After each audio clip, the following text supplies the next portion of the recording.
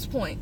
Next, it's not what the movies make it seem to be. There wasn't people in white coats or anything like that. It was a very chillax environment. You know, it's very different from the old army, because the new army is a little bit more accommodating. I'm gonna go get snacks.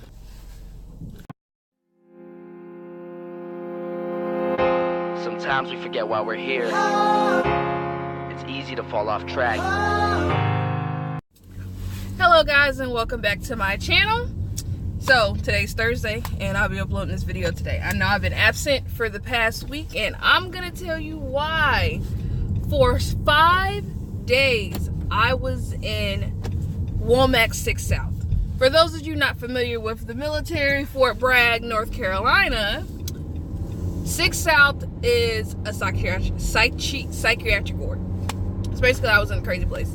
And I just wanted to talk about my experiences, some of the myths, some of the truth, and basically tell how I feel. So first and foremost, let me just go ahead and say, if you're ever going through something, an emergency, it is okay to call 911. It is okay to go to the ER. And you know, if you are in the military, every military facility for behavioral health, you were allowed to do a walk-in, to do a safety check to ensure your safety and other safety around you. So let's dive into it. Let's talk about why I went to 6 South. I went to 6 South for suicidal and homicidal ideations. And short term, I wanted to kill myself and I wanted to take somebody out with me. And you know, in the Army, that's a no-go. In life, that's a no-go. So obviously, I knew from the beginning, walking into the emergency room, that I was going to get admitted. I had no doubt in my mind that I was going to get admitted. Now, I can't go into detail on to what exactly tipped me off as to why I went, but that's, you know, it was a lot going on. I couldn't handle my emotions. I can talk about the suicide part because I took myself to the hospital. On the drive, I attempted to just drive my car into ongoing traffic because I just didn't want to be anybody else's problems. Being in the military and having mental health is so hard because you have to put on this face and you have to be a soldier. You know, we're supposed to be soldiers 24/7. Even when you take the uniform off, you know, we're supposed to maintain this form of professionalness and everything. And I'd been fighting for so long and I felt like my point wasn't getting across and I felt that nobody was listening to me. And, you know, I felt that suicide was the best option for me. And I am so thankful that I decided not to take the suicide route because, you know, I have a loving family. I have a loving boyfriend. I have pets. I have so much going on for me that I was like, you know what? It's not, at the time, of course, I thought it was horrible, but you know, it's like, it's not that bad. It could be a lot worse. And I was like, there's no point in me leaving. I can still fight this fight and I can still win this battle. So when I first got there, I got to the ER and I expressed how I felt. And mind you, when I went to the ER, I had been up for over 24 hours. I think I took myself to the ER around 7 or 8 a.m. Thursday morning. So I've been up for over 24 hours. I was exhausted, but I had so much, I don't even know if I should call it adrenaline. I had so much going through my body and my brain that I was wide awake. But as soon as I got admitted, I fucking crashed. So they took me upstairs. I signed in. My first sergeant was there. He was very understanding. He was, you know, he was very empathetic. He knew what I was going through and he knew that it had to be something so severe that I had to leave. And he was okay with that. He didn't give me a hard time about it.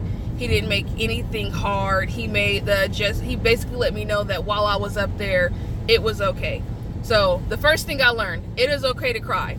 On the drive to the hospital, I cried. When I got to the hospital, I cried. When I got to the psychiatric ward, I fucking cried. I was like a hot ass mess. And the one thing I was told was, it's okay to cry. It's okay to express your feelings because I'm very strong. I'm very independent. I'm very strong-minded. I don't like people to see me weak. Like, who the fuck why would you want somebody to see you weak? On top of people seeing me weak, I had strangers I didn't know and they saw me at my lowest point, you know, I don't know if I'm gonna make it, my lowest point.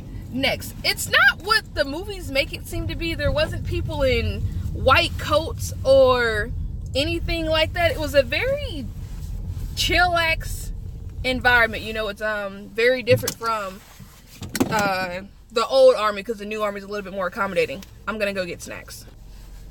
Okay, I'm back. So like I said, it's not like it was a bunch of people in white coats.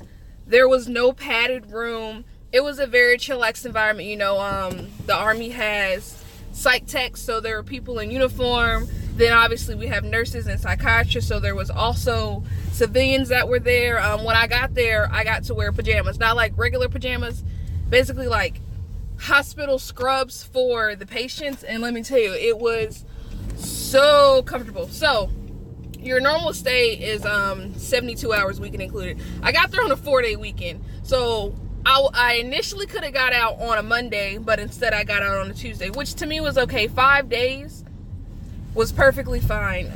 My suicidal and homicidal ideation stopped Friday. Let's see, you meet a lot of different people in there, because obviously it's a psych ward. It's for people who are suicidal, homicidal. I met a drug addict in there. It's you think that you're alone, and you think that people are gonna judge you, and you think, oh my God, you know, at least that's how I thought. I thought I was like the only crazy person in there. No, I met somebody who tried to kill themselves by cutting. I met somebody who tried to hang themselves. I met somebody who shot themselves, and I'm thankful he survived because he's a great person. You know, somebody, drugs, cocaine, alcohol, you're not alone. And I think in such this close-knit environment where in the big army, when you think you're alone, you think you have nobody to go to. When you come to such a small environment, you meet so many others that are just like you, and you know, you all are going through this struggle, and you're basically just trying to figure out how to survive. You're like, oh, this is okay. It's okay to struggle. It's okay to go through something, because you know that there's somewhere you can go. You know that you're not alone. So while I was in there, like I said, it was very chillax. We had group 3 times a day, you know, morning, afternoon, evening. The only thing I say I really hated were the visitor hours. You know, visitor hours were from 5 to 6:45 Monday through Saturday, but on Sunday visitor hours were from 3 to 6:45, and then they were extended Monday because apparently holidays are considered a Sunday. So that was a good part about that. I have a very supportive boyfriend, and I was so thankful that he came and saw me every single day, and he stayed for the entire visitors hours. And you know what? I loved it. That was like the highlight of my day. It was almost like basic training. So when I was in basic, I based my day around the food schedule. So we had dinner at 4 o'clock. I know, 4 o'clock, which fucked me up, because when I got out, it was 5 o'clock, and I was like, babe, I'm hungry. He was like, it's 5. And I was like, I've been eating dinner at 4. Okay, I'm hungry. Anyway, so we ate dinner at 4 o'clock, and then visitors came at 5. So that was like the highlight of my day. I knew the closer we got to dinner, the closer I got to seeing him. And it made me realize, it really makes you realize that you have a support system, if you have a support system. It let me know that no matter what, he's gonna be there for me. So let's fast forward to, I got out on Tuesday, and that should have been like magnificent. That should have been fucking magnificent. I should have been so excited. I should have been so happy. I should have been like, oh my God. No. Me and my commander do not see eye to eye. And those of you who are in the Army, you know what a counseling is. So the day that I got out, I got 3 counselings. I got one for the suicidal and homicidal ideations, which is, you know, basically why I went there. I got a second one for malingering, which was basically my commander saying that I faked everything so that I can get out of an FTX and get out of deployment. And I got a third one for barracks dwelling. Ooh, somebody getting a ticket. And the reason I got the barracks dwelling is because I am a single soldier and I do live off post. So I got a counseling stating that I have to move back in the barracks. But luckily, I have a wonderful first sergeant who understands my reasoning behind what I do and has thus far had my back. And I am so grateful that my first sergeant has my back. So I'm out Tuesday. I'm with my boyfriend. I was supposed to see the battalion commander, but I didn't. I was up all night. Like, came Wednesday morning, I hadn't been to sleep. I cleaned the house at 4 o'clock in the morning. I went to my appointments. I went to group yesterday on Wednesday. And, oh God, when I saw the battalion commander, it was such a breath of air because I've never met the battalion commander, and I've also never had a sit down with my sergeant major. And I say it was a breath of air because I didn't know what I was walking into. I didn't know how the conversation was going to go.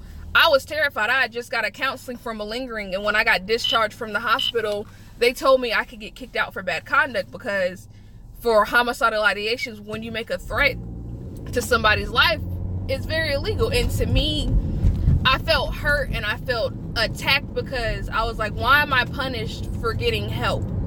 And my battalion commander and my sergeant major, they really shed the light on, you're not getting punished for getting help. We just have to take proper precautions. So as long as I do what I have to do on my end, I have absolutely nothing to worry about. And you know, I'm not worried because I haven't lied about my traumatic experience that brought me to this. I haven't lied about anything. So it was like a breath of fresh air. And then next after that, they informed me I was switching batteries because it got too personal between my former commander and myself. So I was very upset about that because it took me so long. When I tell you, it took me months to get accommodated to my current battery. It took me months to trust my battle buddies. It took me, you know, even longer to trust. It took me even longer to trust, you know, the NCOs in my chain of command that now I have to switch batteries. And I have to start all over, you know. And you can ask anybody I work with, I'm a very isolated person. I like to keep to myself. And now, you know, I'm a high risk factor because of what happened. Now I have to go and I have to do this all over again. But I have no doubt in my mind, my first sergeant says my new first sergeant, he's going to take care of me. He's going to make sure I get the help I need.